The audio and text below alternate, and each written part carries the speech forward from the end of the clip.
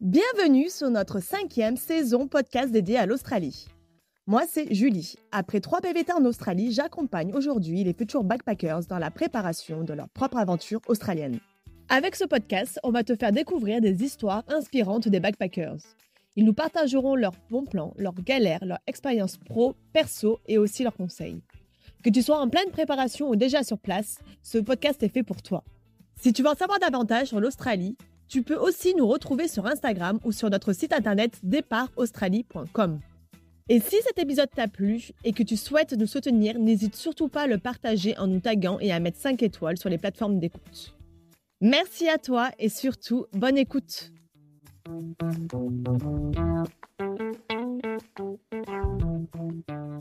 Aujourd'hui, je suis avec Isaac qui vit clairement son rêve australien. Il travaille en pleine nature, il conduit des tracteurs dans un vignoble. Il va nous partager son expérience, mais surtout son enthousiasme. Salut Isaac! Salut! Comment vas-tu? Ça va super et toi? Ça va, merci. Pour commencer ton interview, est-ce que tu pourrais te présenter, s'il te plaît? Je m'appelle Isaac, j'ai 22 ans, je suis venu en PVT en Australie, je suis arrivé le 10 septembre et je suis venu avec mon meilleur pote pour vivre une belle expérience en Australie. Et alors du coup, vous avez choisi quelle ville pour commencer votre PVT? On a choisi d'arriver à Perth parce que c'était une ville sur la côte ouest et on voulait fuir les grandes villes, on va dire, car on habite en campagne en France et on voulait pas travailler dans une ville ou quoi, donc on s'est dit que la côte ouest, ça pouvait être pas mal, car c'était un peu plus isolé que la côte est, il y a moins de grandes villes, donc c'est pour ça qu'on a choisi d'atterrir à Perth. Vous avez commencé par faire vos démarches, acheter une voiture. C'est ça, on avait une semaine d'auberge en arrivant, donc pendant cette première semaine, on a fait toutes nos démarches, donc ouverture d'un compte bancaire, un forfait téléphone, le TFN pour pouvoir travailler. Et au bout d'une semaine, vu qu'on n'avait plus d'auberge, on s'est dit on voulait acheter une voiture. Donc on a acheté un 4x4 avec une tente de toit pour pouvoir à la suite voyager. Et que ça nous serve accessoirement de logement en attendant de trouver du travail, si on trouve un travail avec un logement, quoi. Donc pendant une semaine, on a fait toutes les démarches et on a acheté le véhicule. Et après, on était parti pour à la recherche du travail. Du coup, pour le travail, on a un peu galéré. Parce que, on cherchait sur tous les sites, toutes les fermes, on a postulé partout, on a envoyé des CV, on allait voir directement dans les fermes. Pendant une petite semaine, on a fait que ça. Donc plus de 100 appels, plus des messages envoyés, les gens nous répondaient bah non, désolé, on n'a pas besoin. Par contre, on peut vous envoyer d'autres contacts, ça c'était super cool. Mais que des réponses négatives. Et au final, on s'est rabattu sur. On avait 4 numéros qu'un contact en France nous avait donné. Il nous avait dit je suis allé en Australie avant vous, j'ai eu ces 4 numéros, essayez de les appeler et dites que vous êtes français, que vous êtes tombé sur les numéros par hasard et que parce qu'il n'avait pas forcément travaillé pour eux. Et sur les 4 numéros, il y en a un qui nous a dit oui, je suis prêt à vous prendre dans un vignoble, du coup. Et c'était un peu éloigné de Perth. Donc nous, ça nous allait bien. On quittait la ville, c'était l'objectif, donc c'était bien. Et c'est au-dessus de l'Albanie. Le mec pouvait nous prendre, mais au bout de 10 jours, car ses tracteurs étaient en réparation. Ça nous a laissé le temps de descendre tranquillement, de visiter un peu la région, de postuler ailleurs en attendant au cas où. Mais que des réponses négatives encore. Donc c'était vraiment notre dernière solution et on s'est rabattu dessus. On entame la 8e semaine de travail dans ce vignoble. Passe super bien. Et tu vas pouvoir nous raconter tout ça. Alors du coup, les premiers échanges avec l'employeur, c'était au téléphone. Qu'est-ce qu'il vous a demandé? Est-ce qu'il vous a demandé si vous avez d'expérience? Est-ce que vous savez conduire? Quels sont les prérequis pour lui? On s'est présenté, on a dit qu'on cherchait du travail, qu'on avait un peu d'expérience dans la conduite de tracteur et on voulait travailler dehors aussi. Donc le fait de travailler dehors, en France, je suis géomètre et mon meilleur pote là, il est paysagiste. Donc on est habitué à travailler dehors. Bon, on est plus agile dehors que derrière un bureau par exemple. Ouais. Et donc on lui a expliqué ça et il nous a dit je recherche 2 personnes, vos profils m'intéressent. Est-ce que vous avez déjà conduit des tracteurs? Là, on s'est regardé, on a dit oui. C'était le cas en France, on a déjà conduit. On n'a pas menti sur nos CV, on a fait les choses bien. C'est très bien. Et du coup, on allait pour le rencontrer et c'était la seule contrainte, c'était d'avoir le permis, on va dire. Ouais. Donc le permis traduit, c'était la seule contrainte. Ouais et Ça donc allait. et ça, vous l'avez déjà? Vous avez déjà fait, les traductions, Ouais, natives de on avait vos fait avant de permis? partir. Ouais, donc parfait. Tout était en place pour pouvoir, commencer ce job?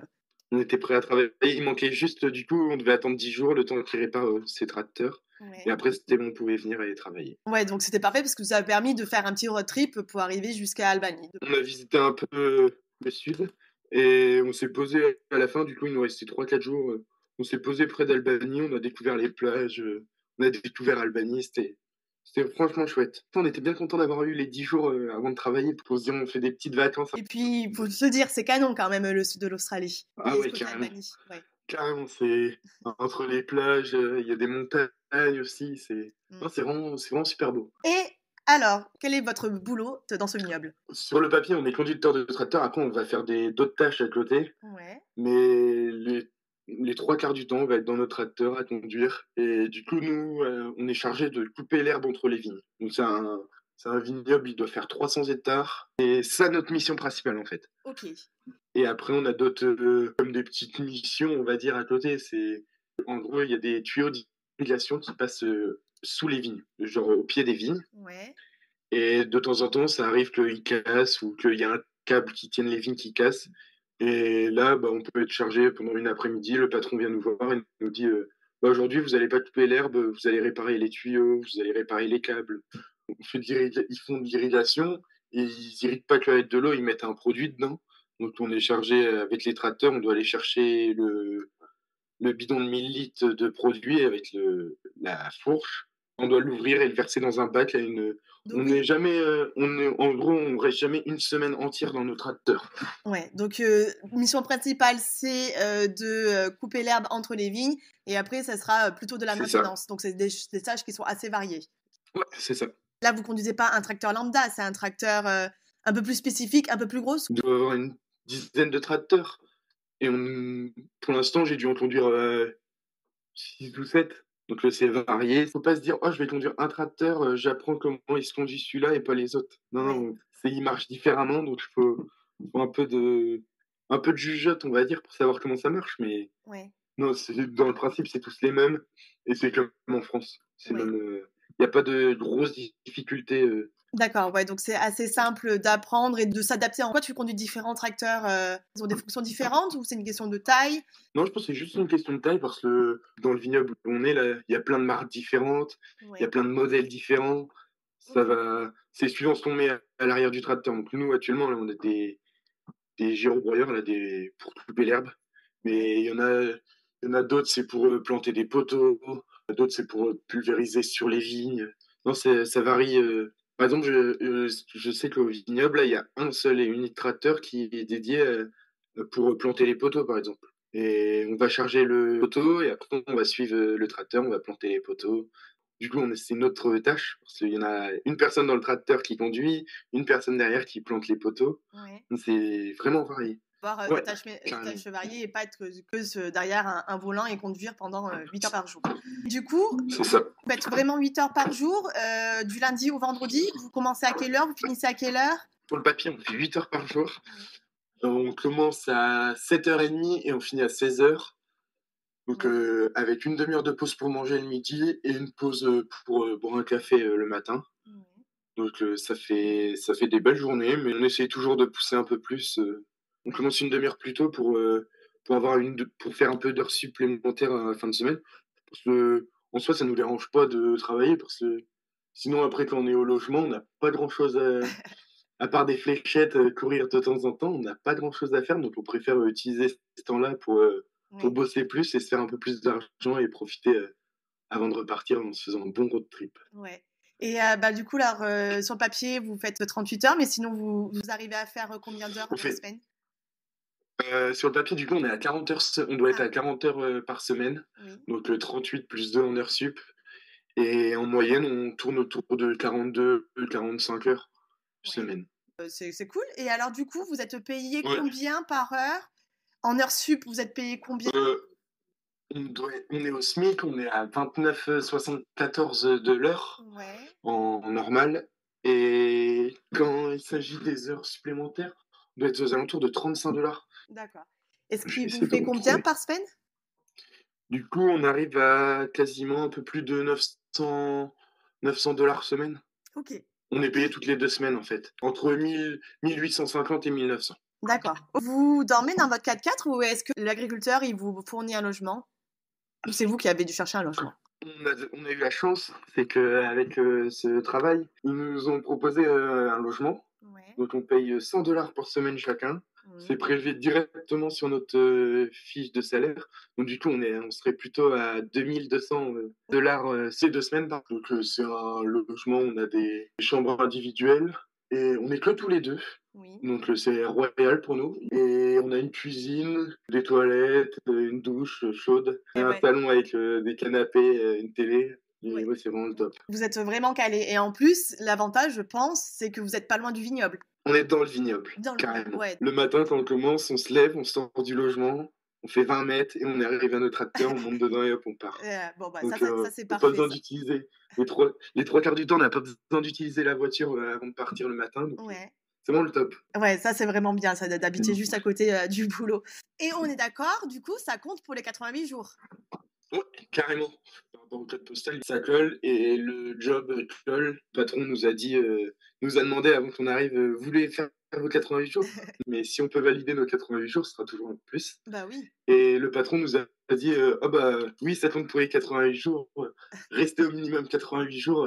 Au moins, je suis assuré d'avoir 2 travailleurs pendant 3 mois. Et oui, et vous avez que 22 ans, vous avez jusqu'à 35 ans pour y aller. C'est ça. On sait jamais. Il vaut mieux faire les 88 jours au cas où, si on a envie de retourner.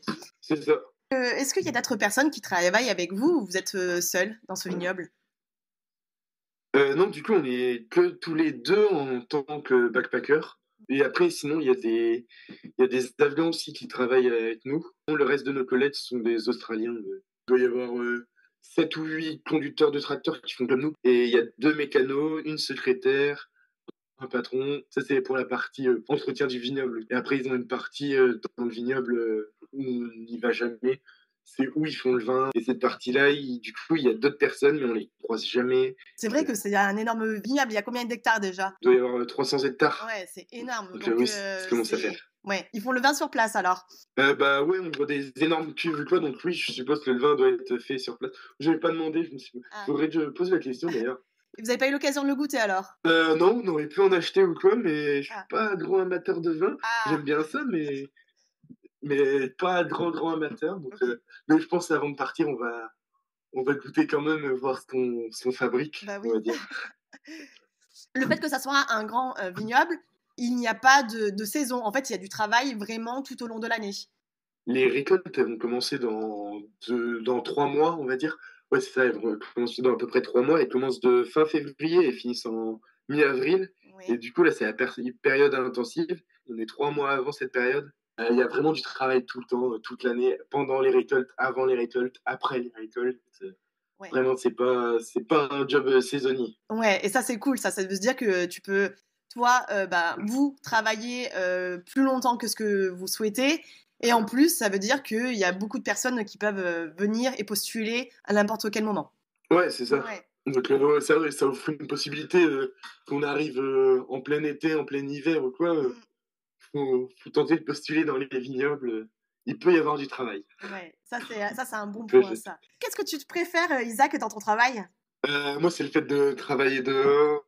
Vraiment, c'est incroyable de se dire on est au milieu d'un vignoble en Australie. Je ne m'y voyais pas il y a 6 mois en arrière. Là, je trouve ça incroyable. Le cadre de travail est top. On voit des kangourous, on voit des émeus, on voit des sortes de perroquets, plein d'oiseaux différents. Ouais, ça, c'est vraiment incroyable. Les horaires sont super flexibles en plus. Si on veut commencer plus tôt un matin, on a juste envoyé un message au patron, on lui dit on veut commencer plus tôt et finir plus tôt. Et il dira toujours oui. Vraiment, non, c'est incroyable. Et le fait de bosser dehors, c'est vraiment ce qu'on recherchait. C'est vraiment l'aventure qu'on recherchait en venant en Australie, en fait. Ouais. Ça nous fait vraiment plaisir, quoi. Ouais, bah, trop bien. En plus, vous avez atteint votre objectif en très peu de temps, quoi, en plus. Ça, c'est trop cool. Ouais, c'est ça. Avant de prendre un emploi, on s'était dit on est prêt à prendre n'importe quoi Ouais. pour renflouer les caisses, on va dire. On va essayer de progresser dans les jobs qu'on va trouver jusqu'à atteindre notre job de rêve, quoi. Ouais. Et au final, On a pris le premier job. Bon, c'est celui qui nous correspondait. Ouais. C'est en top, on s'éclate.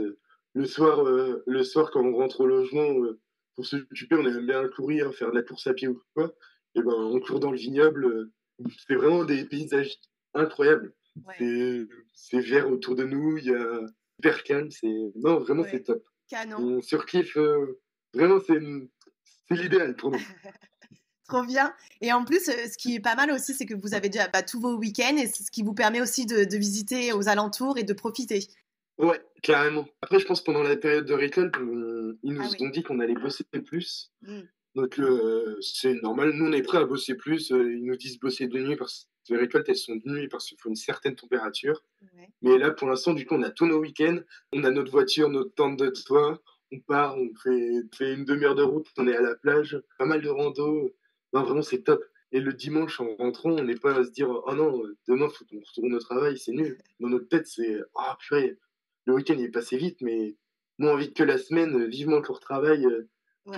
parce que ça passe trop vite les journées. Ouais, donc vous Quand kiffez vraiment. on Ouais. arrive le mercredi ou quoi, on se dit, purée, on a déjà fait la moitié de la semaine. Là, ça fait 11 semaines que je suis en Australie. J'ai l'impression d'être arrivé hier, en fait. De tout découvrir, de découvrir des nouveaux trucs chaque jour. Ouais, c'est le kiff, quoi. Ouais, vous kiffez vraiment, quoi. C'est trop bien. On n'a pas eu encore de coup de blues ou quoi, de se dire, oh, pourquoi on est parti ou quoi. Mais je pense que le fait de partir à deux aussi, ça aide un peu. Mm. Moi, c'est sûr, ça m'a aidé. Mais le fait de savoir qu'on peut parler à quelqu'un, taper des barres, rentrer le soir, se raconter nos journées, être mort de rire parce qu'il nous arrive une aventure. Ouais. Et d'ailleurs, votre niveau d'anglais, il est comment vous... Moi, je comprends super bien l'anglais, mais je le parle super mal. Donc, c'est un peu galère. Ouais. Quand mes collègues me parlent, quand ils voient qu'on galère, ils vont utiliser des mots simples. De Mm. temps en temps, on casse du matériel à cause de l'usure ou quoi.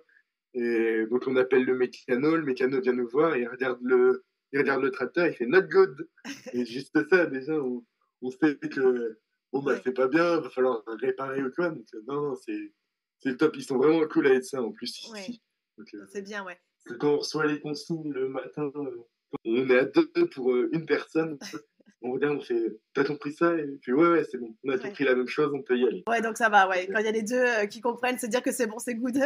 Non, mais c'est cool, vous êtes vraiment tombé dans une Et, bonne équipe avec un bon boss. Et en plus de ça, ça vous permet de vous améliorer en anglais et de progresser. On arrive à la fin de cette interview, Isaac. J'ai pour habitude de demander de nous raconter un peu le meilleur souvenir ou les meilleurs souvenirs que tu as vécu en Australie. ce Ouais. serait les moments où on réalise en fait une sensation énorme. C'est souvent quand on fait rien. Je suis du coup avec Léo, et là d'un coup on se regarde et on va se taper une barre, on va faire putain, on est à l'autre bout du monde, on est que tous les deux, on a acheté une voiture, on a tout lâché, on est là. C'est vraiment ces moments-là qui sont magiques en fait. Parce Ouais. que le fait de se rendre compte qu'on a fait tout ce chemin, tout ce parcours, tout. Là, on va vraiment se regarder. Et des fois, ça arrive une fois par semaine, des fois, c'est 3 fois par jour, ça arrive, le moment de réalisation. Mais vraiment, il est incroyable. Là, déjà, rien que le fait d'en parler, je suis en train de réaliser que je suis à l'autre bout du monde, et je kiffe ma vie. Ouais. Et ouais, c'est ça, découvrir. Ouais. Découvrir, c'est la réalisation du voyage, c'est incroyable.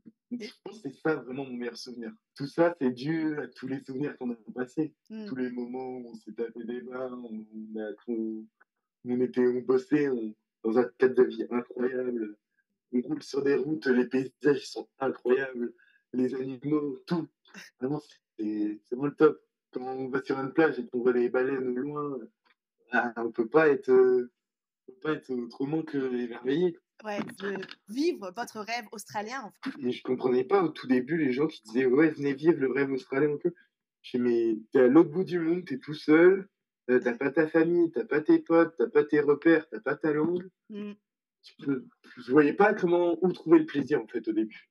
Mais maintenant, tous les matins, je me réveille, j'ai la banane, je suis trop content d'être là. Il y a des moments où tu as des petits coups de blues, mais c'est normal. Bah oui, oui. Et le lendemain, tu te réveilles, tu l'as plus du tout, et vraiment, tu surkiffes ta journée. Non, vraiment, j'adore. Bah, c'est trop bien. En plus, tu l'expliques bien et on le ressent bien. On sent tout ton optimisme, ta joie de vivre là-bas et de vivre en Australie. Et non, ouais, c'est trop cool. que vous êtes arrivé à faire votre objectif, quoi, en fait. Et de toucher Ouais, c'est ça. ce rêve et de kiffer tout simplement, quoi. Et de profiter à fond de ce visa. On n'est pas venu là pour faire des sous Mm. en Australie. On est vraiment venu là pour se faire une purée d'expérience pendant un an, se dire ah, je suis capable de partir à l'autre bout du monde. Ah, je suis parti en Australie, je l'ai fait. On sait pourquoi on bosse en plus. On sait que nos sous, ils vont nous servir pendant le road trip. Donc c'est encore plus motivant que de se dire on travaille pour rien faire. Ouais. Et on est arrivé en septembre, on bosse jusqu'en mars, et de mars jusqu'à fin mai, début juin.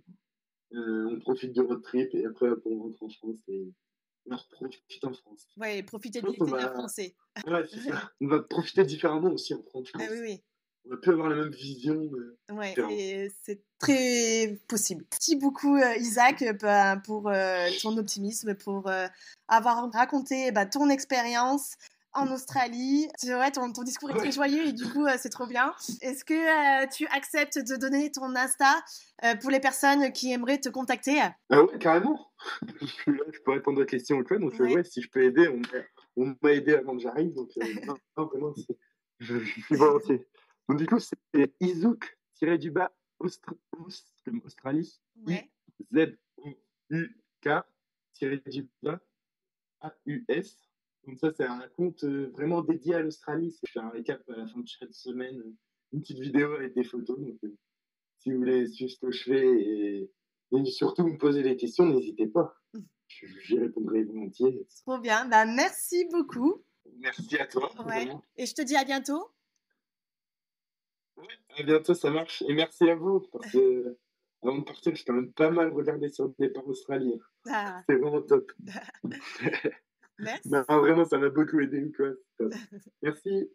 Merci. Salut, salut.